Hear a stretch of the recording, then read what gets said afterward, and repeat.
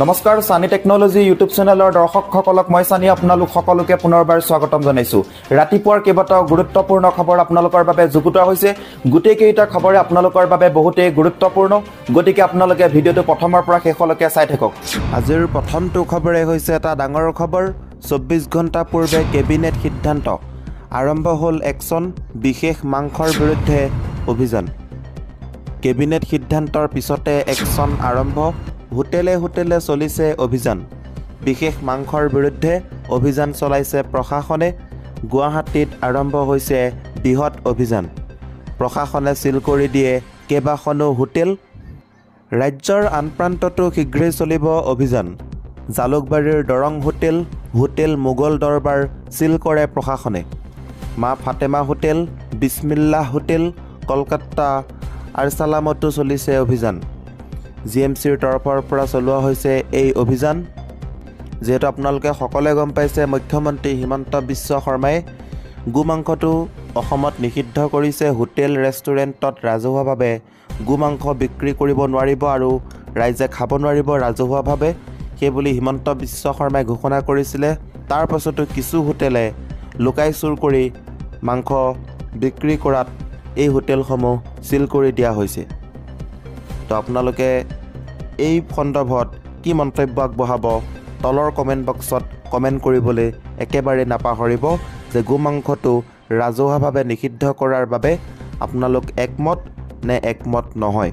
তলৰ কমেণ্ট বক্সত সকলোৱে এটা কমেণ্ট কৰিব। 2 নম্বৰ খবৰটি হৈছে গোমাংস বিৰোধী সিদ্ধান্তই বিপদত পেলাব বিজেপিক, নীতিশ কুমাৰৰ দলে উজাৰিলে ক্ষোভ। হিমন্ত বিশ্ব শৰ্মা চৰকাৰৰ গোমাংস বিৰোধী সিদ্ধান্তই বিপদত পেলাব নেকি বিজেপিক? কিংমেকাৰ নীতিশ কুমাৰৰ দলে বিৰোধিতা কৰিছে গোমাংস নিষিদ্ধৰ সিদ্ধান্তক। হিমন্ত বিশ্ব শৰ্মাৰ সিদ্ধান্তই উত্তেজনাৰ সৃষ্টি কৰিব বুলি দাবী নীতিশ কুমাৰ বাহিনীৰ। এই সিদ্ধান্তক আমি সমৰ্থন নকৰোঁ, জেডিইউৱে মন্তব্য কৰিছে। জেডিইউ ফালৰ পৰাই মন্তব্য কৰা হৈছে হিমন্ত বিশ্ব শৰ্মাই শীঘ্ৰে প্ৰত্যাহাৰ কৰিব লাগে গোমাংস নিষিদ্ধৰ সিদ্ধান্ত। যিহেতু কিংমেকাৰ নীতিশ কুমাৰ বাহিনীৰ পৰা জেডিইউৰ ফালৰ পৰাই মন্তব্য কৰা হৈছে, গতিকে অতি শীঘ্ৰেই বিজেপিয়ে সিদ্ধান্ত ল'ব লগা হ'ব পাৰে বাধ্যত পৰি। কিয়নো আপোনালোকে সকলোৱে গম পাইছিলে নীতিশ কুমাৰ আৰু চন্দ্ৰবাবু নাইডু মিলি পেলাই NDA চৰকাৰ গঠন কৰিছে। তেখেতসকলে যদি কিবা কাৰণত উল্টা পল্টি মাৰে বা লুটিবাগৰ মাৰি পেলাই যদি ইণ্ডিয়া এলায়েন্সত যোগদান কৰে, বিজেপি NDA চৰকাৰ ভংগ হ'ব পাৰে। তেওঁলোক দুজন যিহেতু কিংমেকাৰ, তেওঁলোক দুজনে যি কয় সেই কথা বিজেপি NDA শুনিবই লাগিব। কিবা কাৰণত যদি তেখেতসকলে নুশুনে, অভাৰটেক কৰে, তেনেহ'লে নীতিশ কুমাৰৰ কথাটো আপোনালোকে সকলোৱে গম পায়। তেওঁ লুটিবাগৰ মাৰি থাকে, দলৰ পৰা লুটিবাগৰ মৰা মানুহ। গতিকে কিবা কাৰণত যদি কথা নামানে তেনেহ'লে লুটিবাগৰ মৰা সম্ভাৱনাও আছে। মানুহে কি খাব, কি পিন্ধিব তাৰ সিদ্ধান্ত ল'ব নালাগে চৰকাৰে, এইবুলি নীতিশ কুমাৰ বাহিনীৰ ফালৰ পৰা মন্তব্য কৰা হৈছে, অৰ্থাৎ জনোৱা হৈছে। জেডিইউ নেতা KC ত্যাগী আৰু ৰাষ্ট্ৰীয় মুখপাত্ৰ ৰাজীৱ ৰঞ্জনৰ মন্তব্য। পূৰ্বে অসম বিধানসভাৰ নামাজ বিৰতি বিলুপ্তৰ সিদ্ধান্তৰ বিৰোধিতা কৰিছিল জেডিইউৱে। হিমন্ত বিশ্ব শৰ্মা চৰকাৰৰ গোমাংস বিৰোধী সিদ্ধান্তই বিপদত পেলাব নেকি বিজেপিক? কিংমেকাৰ নীতিশ কুমাৰৰ দলে বিৰোধিতা কৰিলে গোমাংস নিষিদ্ধৰ সিদ্ধান্তক। হিমন্ত বিশ্ব শৰ্মাৰ সিদ্ধান্তই উত্তেজনাৰ সৃষ্টি কৰিব বুলি দাবী নীতিশ কুমাৰ বাহিনীৰ। এই সিদ্ধান্তক আমি সমৰ্থন নকৰোঁ বুলি নীতিশ কুমাৰ ফালৰ পৰা, অৰ্থাৎ জেডিইউৰ ফালৰ পৰা খোলাখুলিকৈ মন্তব্য কৰা হৈছে। তাৰ লগতে কৈছে হিমন্ত বিশ্ব শৰ্মাই শীঘ্ৰেই প্ৰত্যাহাৰ কৰিব লাগে গোমাংস নিষিদ্ধৰ সিদ্ধান্ত। তাৰ লগতে তেখেতে কৈছে মানুহে কি খাব, কি পিন্ধিব তাৰ সিদ্ধান্ত ল'ব নালাগে চৰকাৰে, সেইটো নিজৰ সিদ্ধান্ত। ইয়াৰ লগতে 3 নম্বৰ খবৰটি হৈছে জয় শ্ৰীৰাম ক'বলৈ বাধ্য আল্লাহৰ নাম লোৱাৰ বাবেই 3 নাবালকক মাৰপিট হিন্দুত্ববাদীৰ। এই মুহূৰ্তত আহি পৰিছে এটা নিষ্কৃত খবৰ আহিছে। এক নিষ্কৃত কাণ্ড হৈছে, জয় শ্ৰীৰাম ক'বলৈ বাধ্য কৰাইছে। আল্লাহৰ নাম লোৱাৰ বাবেই 3 নাবালকক মাৰপিট কৰিছে হিন্দুত্ববাদী। মুখেৰে আল্লাহৰ নাম উচ্চাৰণ কৰাৰ বাবেই হিন্দুত্ববাদীয়ে লক্ষ্য কৰি ল'লে 3 নাবালকক। জয় শ্ৰীৰাম নোকোৱালৈকে মাৰপিট কৰি থাকিল নাবালক কেইটিক।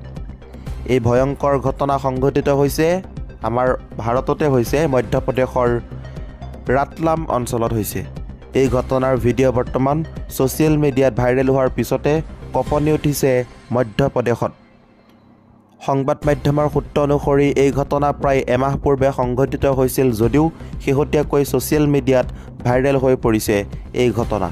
আৰক্ষীৰ সূত্ৰ অনুসৰি ধূমপানৰ বাবে এই ঘটনা আৰম্ভ হৈছে। অভিযুক্ত যুৱকজনে নাবালক 3জনৰ ভিতৰত এজনক চৰ মাৰি চিগাৰেট খাবি নেকি বুলি প্ৰশ্ন কৰে। বিষত নাবালকটিয়ে আল্লাহ বুলি চিঞৰি উঠে।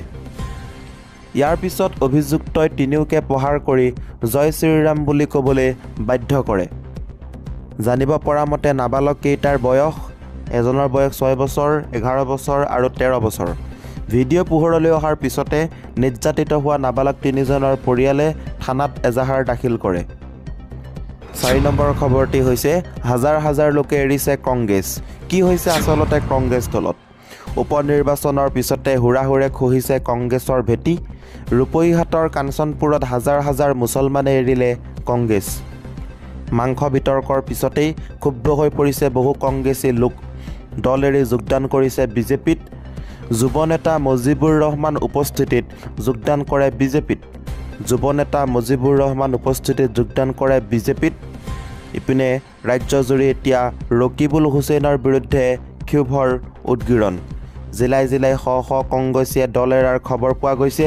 উপ নিৰ্বাচনৰ পিছতে হুৰাহুৰে খহিছে কংগ্ৰেছৰ ভেটি। শেহতীয়া খবৰটি হৈছে পুনৰবাৰ গোমাংসক লৈ এক খবৰ দিব লৈছোঁ।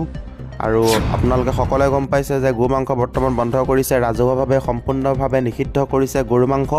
অসমত সম্পূৰ্ণৰূপে নিষিদ্ধ হ'ল গোমাংস। হোটেল ৰেষ্টুৰাঁটো এতিয়াৰ পৰা নচলিব। হোটেলতো বিক্ৰী কৰিব নোৱাৰিব, ৰেষ্টুৰেণ্টতো বিক্ৰী কৰিব নোৱাৰিব, লগতে ৰাজহুৱাভাৱেও গৰু মাংস খাব নোৱাৰিব, নিষিদ্ধ কৰিছে এক প্ৰকাৰে।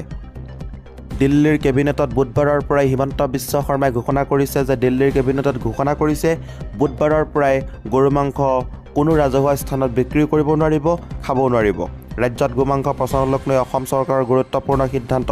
অসমত হোটেল ৰেষ্টুৰাঁকে ধৰি কোনো ৰাজহুৱা স্থানত নচলিব গৰু মাংস ভক্ষণ। হিমন্ত বিশ্ব শৰ্মা চৰকাৰে কেবিনেটত লৈছে এই গুৰুত্বপূৰ্ণ সিদ্ধান্ত। বুধবাৰে দিল্লীত সংবাদমেলত এই সিদ্ধান্তৰ বিষয়ে ঘোষণা কৰে মুখ্যমন্ত্ৰী ডক্টৰ হিমন্ত বিশ্ব শৰ্মাই।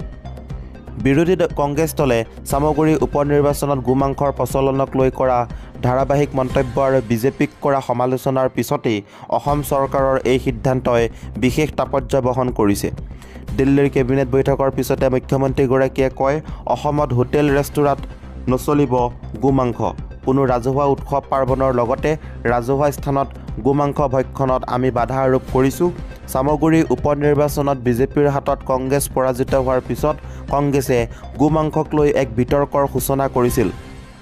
লগতে সংবাদমেলত হিমন্ত বিশ্ব শৰ্মাই কৈছে, যোৱা কিছুদিনৰ পৰা কংগ্ৰেছ দলৰ সভাপতি ভূপেন বৰা আৰু নেতা ৰকিবুল হুছেইন আদিয়ে গোমাংসৰ ওপৰত অস্বস্তি প্ৰকাশ কৰি আহিছে বিভিন্ন স্থানত, যেন তেওঁলোকে গোমাংসৰ প্ৰচলন নিবিচাৰে। এনেকুৱা এটা ধাৰণা তেওঁলোকে ৰাইজৰ সন্মুখত দিছে। ভূপেন বৰা আৰু ৰকিবুল হুছেইনৰ যি মন্তব্য তাক আমাৰ কেবিনেটত পুংখানুপুংখভাৱে বিশ্লেষণ কৰোঁ। আমি দেখা পাওঁ যে যিখন গোমাংস নিবাৰণী আইন প্ৰণয়ন কৰিছিলোঁ সেইখন যথেষ্ট শক্তিশালী, কিন্তু ইয়াত এটা প্ৰভিজন নাছিল যে আমি কমিউনিটি ফেষ্টিভেলত গোমাংস খাব পাৰোঁ নে নাই, হোটেল ৰেষ্টুৰাঁত আমি গোমাংস খাব পাৰোঁ নে নাই। এই কথা লৈ পেলাই হিমন্ত বিশ্ব শৰ্মাই বন্ধ কৰিছে গৰু মাংস। আজিৰ এই ভিডিঅ'টোৰ মাধ্যমেৰে আপোনালোকক কেইবাটাও গুৰুত্বপূৰ্ণ খবৰ দিব চেষ্টা কৰিলোঁ। যদি খবৰকেইটা শুনি আপোনালোকৰ ভাল লাগিছে,